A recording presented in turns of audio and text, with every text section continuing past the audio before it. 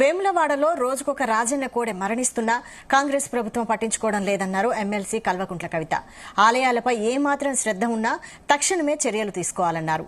ఇందల్వాయి రామాలయం అభివృద్ధికి మరిన్ని నిధులు తీసుకొచ్చేందుకు కృషి చేస్తానన్నారు. ఎన్నికల సమయంలో ప్రజలకు ఇచ్చిన హామీలను అమలు చేయడంలో కాంగ్రెస్ ప్రభుత్వం పూర్తిగా విఫలమైందన్నారు. మహిళలకు 2,500 రూపాయలు ఇచ్చే వరకు పోరాటం చేస్తామన్నారు.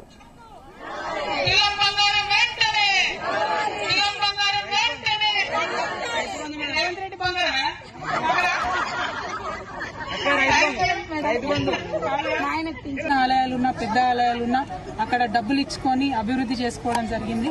అనేకమైనటువంటి డబ్బులు నిధులు 2,000 కోట్ల పైచిలకు నిధులు కేసీఆర్ గారు అన్ని గ్రామాల్లో ఉన్న పురాతన ఆలయాలను మంచి చేసుకోవడానికి ఇవ్వడం జరిగింది. ఇప్పుడు కాంగ్రెస్ పార్టీ హయాంలో మన తెలంగాణలోనే దక్షిణ కాశీగా చెప్పేటటువంటి వేములవాడ ఆలయంలో రోజొక రాజన్న కూడా చచ్చిపోతుంటే కూడా పట్టించుకోనటువంటి ప్రభుత్వం ఇవాళ నడుస్తున్నది.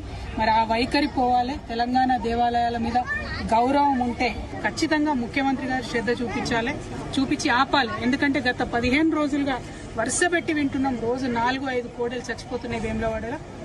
ఇది మనకు మంచిది కాదు, రాష్ట్రానికి మంచిది కాదు.